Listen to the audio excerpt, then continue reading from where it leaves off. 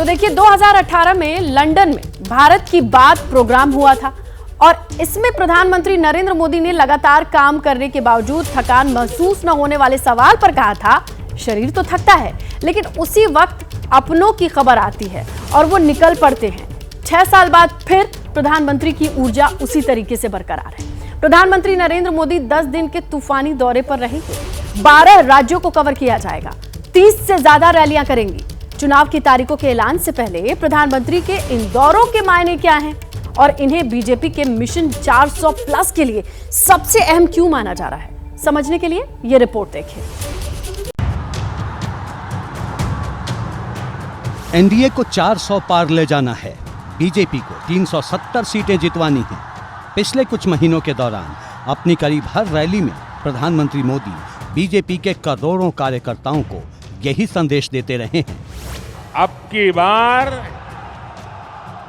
NDA सरकार 400 पार। मानते हैं कि प्रधानमंत्री मोदी करिश्माई नेता है। जानते हैं कि विपक्ष के पास पीएम मोदी के कद का कोई दूसरा नेता नहीं। लेकिन क्या सिर्फ इतने से ही 24 के चुनाव की भविष्यवाणी की जा सकती है?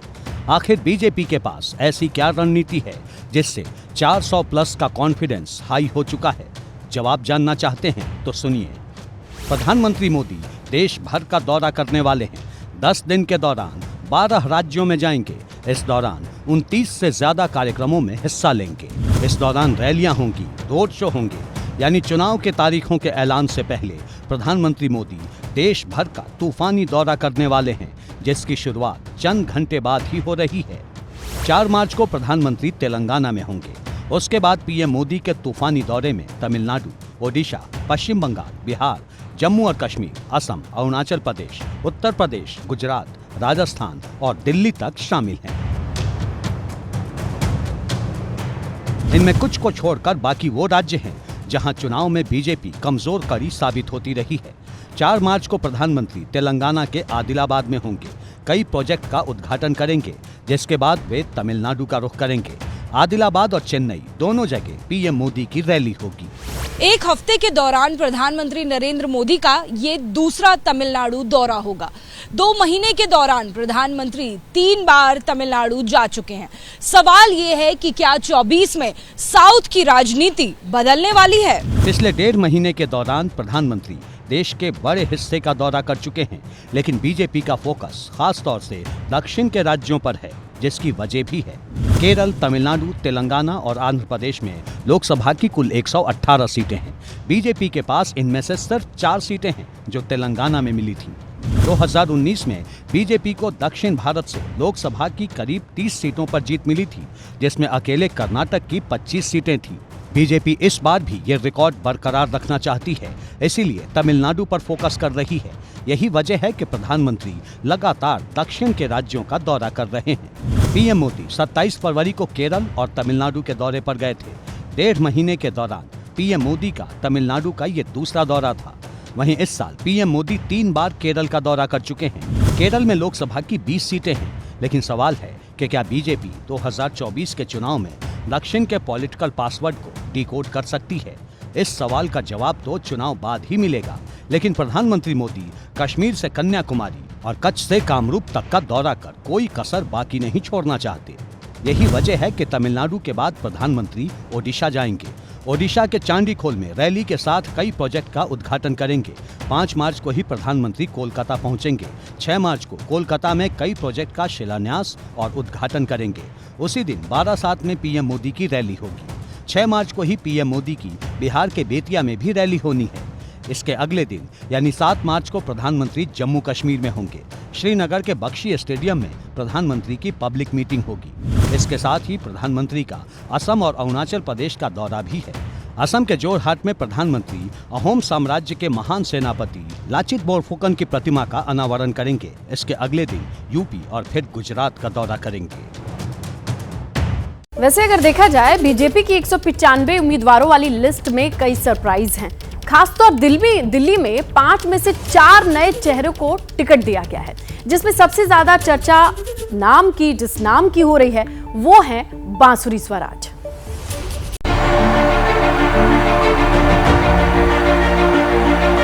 श्रीमद् भगवत गीता को को राष्ट्रीय पुस्तक घोषित किया जाए, ताकि कोई भी देश कभी इस पुस्तक का अपमान करने की हरकत ना कर सके। अरे ये वो वाणी है जो इतनी प्रबल है कि स्वयं सृष्टि के सृजनकर्ता भगवान राम को उनका जन्म स्थान वापस दिला दिया।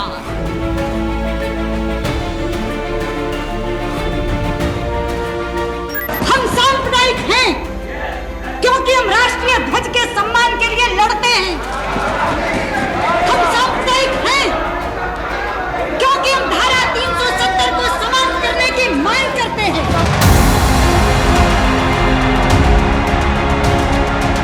चाहे धारा 370 का हटाना था, चाहे राम मंदिर का भव्य निर्माण था, रामलला की प्राण प्रतिष्ठा थी, चाहे वो नारी शक्ति वंदन अधिनियम लाना था, मोदी जी ने मैनिफेस्टो में एक एक लिखे हुए वचन की पूर्ति करी है।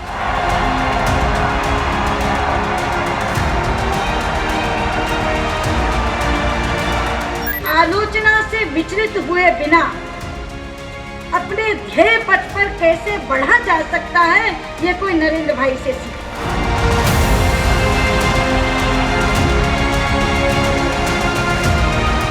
मेरा ये जो कॉन्फिडेंस है ना, ये मोदी जी की गारंटी में रूटेड है, क्योंकि मोदी की गारंटी पूरी होने की गारंटी है।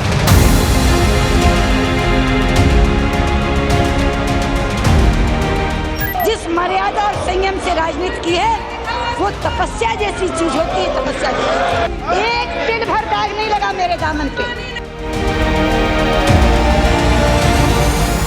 हम ईडी की पैरवी नहीं कर रहे, लेकिन हाँ, हम जिम्मेदारी तो याद कराएंगे ना अरविंद केजरीवाल जी को, माननीय मुख्यमंत्री को।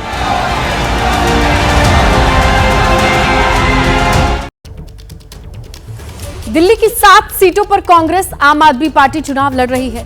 नई दिल्ली लोकसभा सीट पर आम आदमी पार्टी ने सोमनाथ भारती को टिकट दिया है, यानी नई दिल्ली की सीट पर डायरेक्ट फाइट सोमनाथ भारती और बीजेपी कैंडिडेट बांसुरी स्वराज के बीच होगी।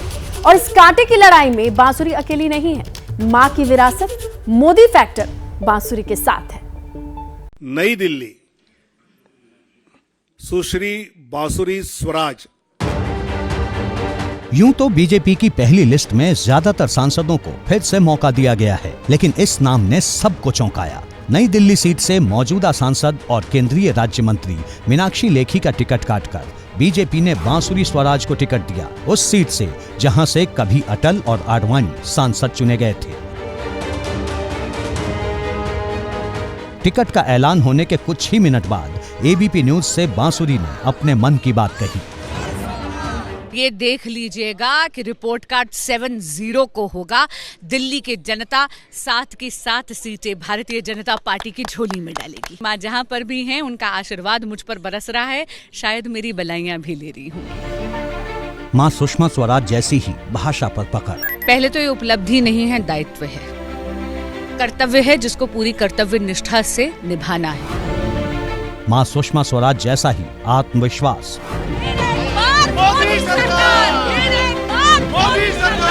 बांसुरी को देखते ही सुषमा स्वराज जीवंत उठती हैं और यही अनुभव किया था नरेंद्र मोदी ने अगस्त 2019 में। सुषमा स्वराज के निधन के बाद जवाहरलाल नेहरू स्टेडियम में श्रद्धांजलि सभा थी। बांसुरी का भावुक संबोधन नरेंद्र मोदी भी सुन रहे थे।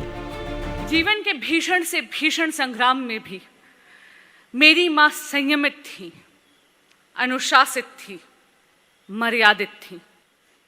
सरकारी पक्ष हो या विपक्ष, संसद की तेज तर्रार तकरार के बाद वो अपने राजनीतिक विरोधियों को मोह कर मित्रों में तब्दील करने वाली मेरी माँ थी। मेरे लिए तो वो प्रेम, समझदारी और सीख का भंडार थी। दुनिया में मेरी सबसे अच्छी दोस्त।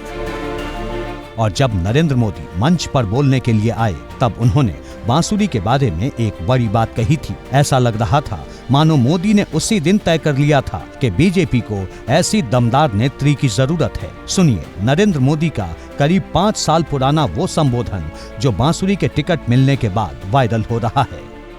सुषमा जी नहीं है, विरासत और अमानत हमें दे के गई है।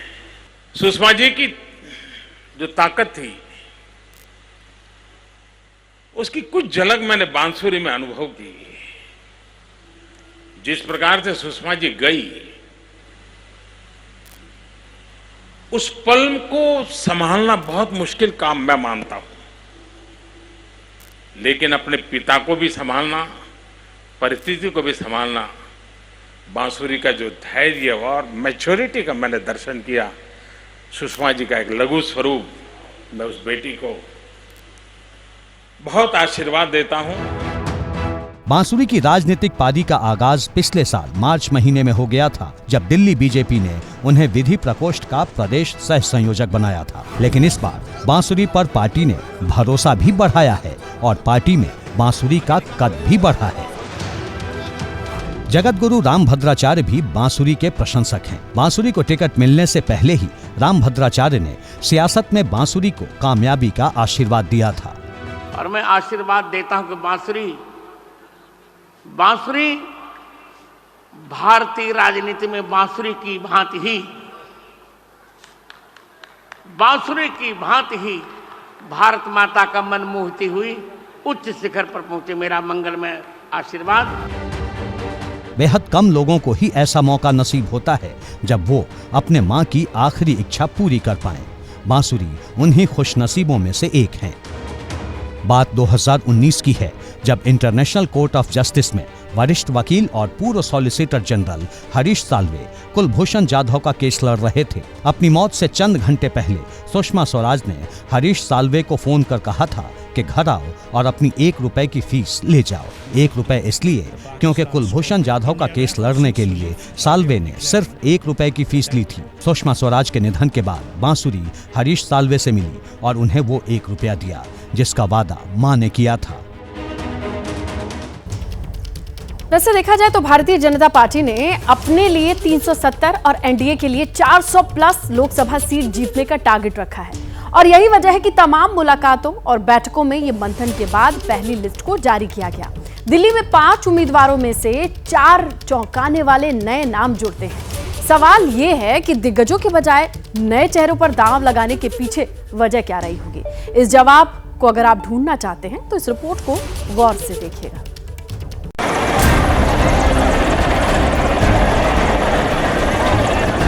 देश पूरे विश्वास से कह रहा है, बच्चा बच्चा कह रहा है, गांव भी कह रहा है, शहर भी कह रहा है, अब की बार एनडीए सरकार 400 पार। ये भारतीय जनता पार्टी की विजय यात्रा, इसका अर्जुन भी आप हो और इसके कृष्ण भी आप हो। आप ही को विजय यात्रा को आगे बढ़ाना है। सीएए देश का कानून है, इसको कोई रोक नहीं सकता और हम सीएए को लागू कर चुनाव में फिर एक बार मोदी सरकार और अब की बार 400 पार।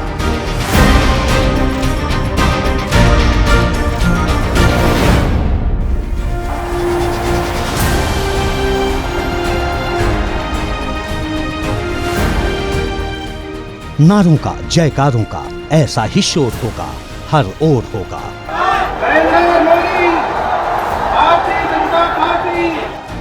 चुनावी रैलियों में धूल उड़ाती गाड़ियों का काफिला होगा।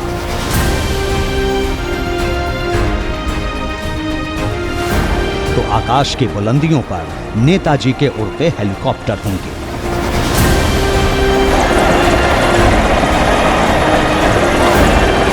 बस चंद दिनों की ही देरी है जब दुनिया का सबसे बड़ा लोकतंत्र एक बार फिर सबसे बड़े इम्तिहान के दौर से गुजरने वाला है।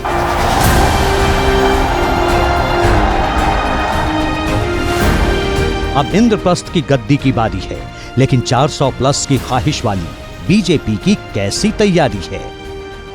बीजेपी के उम्मीदवारों की पहली लिस्ट जारी हो चुकी है।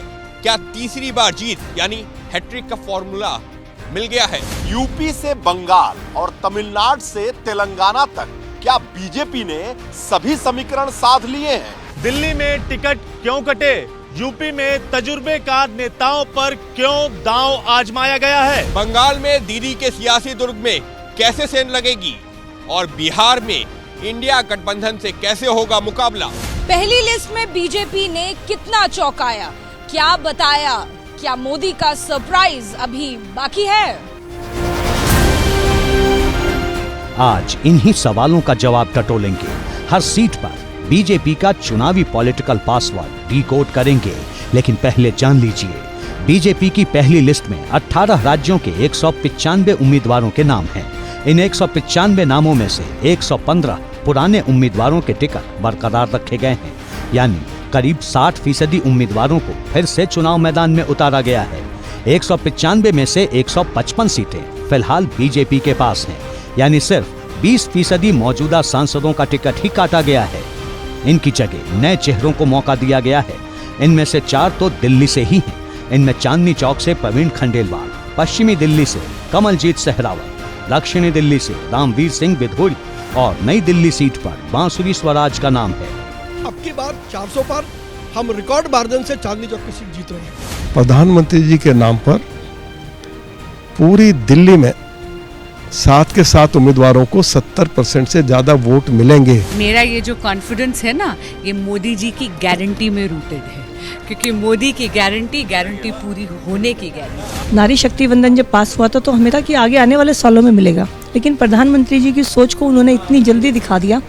मैं क्या कहूँ, तहे दिल से धन्यवाद करती हूँ आदरणीय प्रधानमंत्री नरेंद्र मोदी जी का। दिल्ली में 5 सीटों का ऐलान किया गया। पुराने उम्मीदवारों में सिर्फ मनोज तिवारी की ही सीट बच पाई है। मन में पार्टी को धन्यवाद देने का भाव है, जो विश्वास जताया है नरेंद्र मोदी जी ने पुनः एक बार हमारे ऊपर।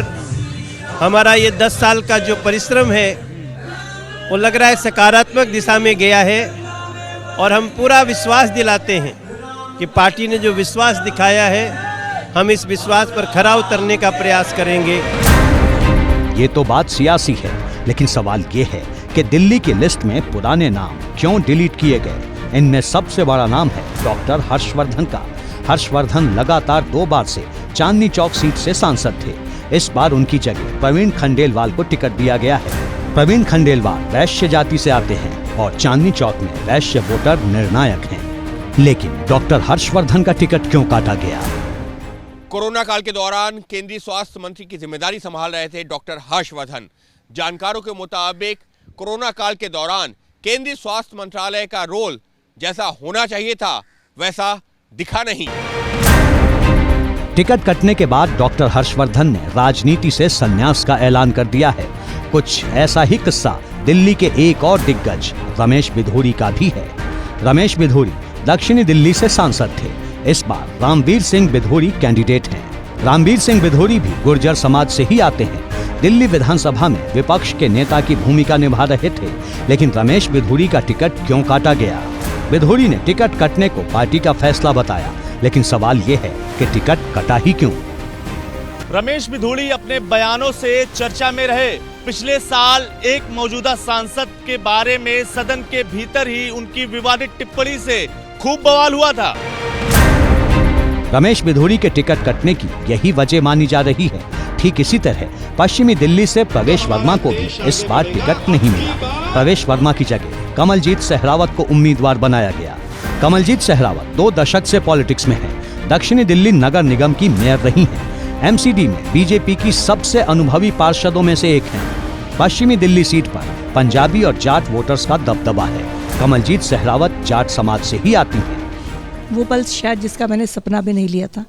एक बहुत साधारण परिवार से मैं आती हूँ, और क्योंकि ऐसा मेरा बहुत बड़ा पॉलिटिकल बैकग्राउंड नहीं है, एक कार्यकर्ता हूँ, लेकिन जिस तरह से पार्टी ने मुझे मौका दिया तो उसके लिए मेरे पास शब्द नहीं है। नारी शक्ति वंदन जब पास हुआ था तो हमें था कि आगे आने वाले सालों में मिलेगा, लेकिन प्रधानमंत्री जी की सोच को उन्होंने इतनी जल्दी दिखा दिया। मैं क्या कहूँ, तहे दिल से धन्यवाद करती हूँ आदरणीय प्रधानमंत्री नरेंद्र मोदी जी का। बीजेपी ने दिल्ली के लिए जो 5 उम्मीदवार घोषित किए हैं, उनमें एक ब्राह्मण, एक जाट, एक वैश्य, एक गुर्जर समुदाय और एक पूर्वांचल से है, जिससे साफ है कि नए चेहरों को मौका देने के साथ ही जातीय समीकरण को भी साधने की पूरी कोशिश की गई है, लेकिन सवाल ये है कि दिल्ली में बीजेपी ने नए चेहरों पर दांव क्यों लगाया? जवाब है कांग्रेस और आम आदमी पार्टी। दिल्ली में आम आदमी पार्टी और कांग्रेस मिलकर चुनाव लड़ रही हैं। दोनों पार्टियों में सीटों का बंटवारा हो चुका है। आम आदमी पार्टी अपने कैंडिडेट्स का ऐलान भी कर चुकी है। दिल्ली में लोकसभा की 7 सीटें हैं। 2014 और 2019 के चुनाव में बीजेपी ने दिल्ली की सभी 7 सीटों पर एक तरफा जीत हासिल की। पिछले चुनाव में बीजेपी का वोट शेयर सभी 7 सीटों पर 50% से ज्यादा था। 2019 के चुनाव में कांग्रेस और आम आदमी पार्टी ने अलग अलग चुनाव लड़ा था। बीजेपी को करीब 57% वोट मिले थे, कांग्रेस को 22.5% और आम आदमी पार्टी को 18% के करीब वोट मिले थे। कांग्रेस और आम आदमी पार्टी को मिले वोटों को मिला भी दें तो ये करीब 41% होते हैं। अब अगर 2024 के लोकसभा चुनाव में यही वोटिंग पैटर्न रहा तो आम आदमी पार्टी और कांग्रेस के साथ आने के बावजूद बीजेपी की सेहत पर कोई खास असर पड़ता नहीं दिखता। लेकिन 400 प्लस का टारगेट लेकर चुनाव मैदान में उतरी बीजेपी इस बार कोई चांस लेना नहीं चाहती। देखिए, वैसे ये पहली बार नहीं हुआ है कि मुख्यमंत्री से लेकर के चुनाव में कैंडिडेट के सिलेक्शन पर बीजेपी अक्सर चौंकाने वाले फैसले करती ही रही है। ये हमने देखा है। ऐसे कई मौके आए हैं जब दिग्गजों को दरकिनार करके बीजेपी ने उन नेताओं को मौका दिया है जिनके नाम किसी फहरिस्त में दूर दूर तक नहीं रहे हैं। लेकिन दिल्ली में नए चेहरों की राजनीति आजमाने वाली बीजेपी में यूपी में अगर बात करें तो ज्यादातर पुराने दिग्गजों पर ही भरोसा क्यों जताया गया है, ये आप जानना चाहते हैं तो आपको रिपोर्ट जरूर देखनी चाहिए। दिल्ली की सत्ता का रास्ता यूपी से ही होकर जाता है। ये वो सूबा है जहां से प्रधानमंत्री नरेंद्र मोदी 2 बार से सांसद हैं और यही वो राज्य है जहां इस बार बीजेपी ने 80 में से 80 सीटों पर परचम लहराने का प्लान तैयार किया है। इसीलिए सवाल ये है कि क्या पहली लिस्ट में बीजेपी को यूपी फतेह का फॉर्मूला मिल गया है? पहली लिस्ट में 51 उम्मीदवारों की घोषणा की गई है। इसमें 9 केंद्रीय मंत्री हैं, 4 नए चेहरों को टिकट मिला है जबकि 47 पुराने चेहरे हैं। सवाल ये है कि दिल्ली में 80% कैंडिडेट बदलने वाली बीजेपी ने यूपी में पुराने दिग्गजों पर ही दांव क्यों लगाया है? सिर्फ 4 नए उम्मीदवार उतारे हैं, उन्हें भी उन सीटों पर मैदान में उतारा गया है जिन सीटों पर बीजेपी 2019 में चुनाव जीत नहीं पाई थी। मसलन श्रावस्ती से नृपेंद्र मिश्र के बेटे साकेत मिश्रा, जौनपुर से कृपा शंकर सिंह, नगीना से ओम कुमार और अंबेडकर नगर से रितेश पांडे को टिकट दिया गया है।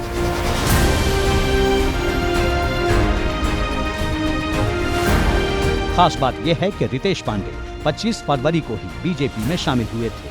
हफ्ते भर में ही रितेश पांडे को कैंडिडेट डिक्लेयर कर दिया गया। कुछ ऐसा ही किस्सा जयंत चौधरी का भी है, जिन्होंने केंद्रीय गृह मंत्री अमित शाह से मुलाकात की, एनडीए में शामिल होने की औपचारिकता पूरी की। खबरों की माने तो बीजेपी और आरएलडी में सीटों को लेकर समझौता हो गया है और बीजेपी ने यूपी की बिजनौर और बागपत की सीट आरएलडी को दे दी है। पहली लिस्ट में बीजेपी ने पुराने दिग्गजों पर ही दांव लगाया है। माना जा रहा है कि अगली लिस्ट में कई सरप्राइज हो सकते हैं, ठीक उसी तरह जैसे तेलंगाना में कई चौंकाने वाले नाम हैं। तेलंगाना में लोकसभा की 17 सीटें हैं। बीजेपी ने 9 कैंडिडेट के ऐलान कर दिया है, जिसमें सबसे चौंकाने वाला नाम माधवी लता का है। जिस हैदराबाद से ओवैसी खानदान की सियासत परवान चढ़ती रही है, वहां की गलियों, कूचों और चौराहों तक में ओवैसी भाईजान के कदरदान मिल जाते हैं। जिस हैदराबाद सीट पर 4 दशक से ओवैसी खानदान का कब्जा है, डॉक्टर माधवी लता उसी हैदराबाद में असदुद्दीन ओवैसी के खिलाफ ऐलान जंग कर चुकी हैं। धर्मो रक्षते रक्षितः 21 लाख वोटरों का जो आंसू आज तक बहते आया है, शायद उसका गूंज दिल्ली तक सुनाई दिया है। हैदराबाद लोकसभा सीट को एआईएमआईएम का गढ़ माना जाता है। हैदराबाद लोकसभा सीट 1984 से ही एआईएमआईएम के पास है। ऐसे में सवाल ये है कि क्या माधवी ओवैसी खानदान के सियासी मिल्कियत में सेंध लगा सकती हैं? माधवी लता का विरिंची नाम का अस्पताल है, वो इस अस्पताल की चेयरपर्सन है। इसके अलावा माधवी लता सोशल मीडिया पर काफी एक्टिव रहती हैं और उनकी छवि हिंदू समर्थक नेता की है। माधवी लता कभी भी एक्टिव पॉलिटिक्स में नहीं रही हैं। परिवार का भी राजनीति से दूर दूर तक वास्ता नहीं रहा, लेकिन 3 तलाक के खिलाफ अभियान चलाकर माधवी लता सुर्खियों में आ गई थी।